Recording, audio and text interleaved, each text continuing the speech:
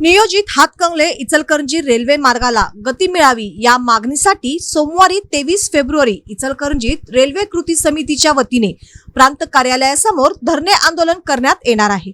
या आंदोलनात इचलकरंजीतील सर्व नागरिक, व्यापारी व उद्योजकांनी सहभागी व्हावे असे आवाहन समितीच्या वतीने करण्यात आले आहे। इचलकरंजी हे वस्त्रोद्योगाचे प्रमुख केंद्र असून देशातील नागरिक या शहराशी जोडला गेला आहे। येथील सूत व कापडाची रोज आवक जावक होते।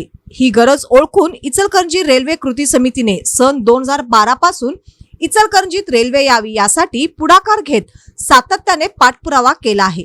या संदर्भात शालेय विद्यार्थ्यांनीही 15,000 पत्रे पंतप्रधान कार्यालयात व रेल्वे मंत्रालय यांना पाठविली। या सर्वांची मागणी लक्षात घेता सन 2017 साली तत्कालीन रेल्वे मंत्री सुरेश प्रभू यांनी या नियोजित 8 किलोमीटर रेल्वे मार्गाला मंजुरी दिली।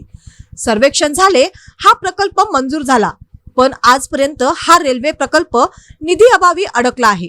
रेल्वेची लोक चळवळ अधिक गतिमान करण्यासाठी सोमवारी प्रांत कार्यालयासमोर दिवसभर धरणे आंदोलन करण्यात येणार आहे।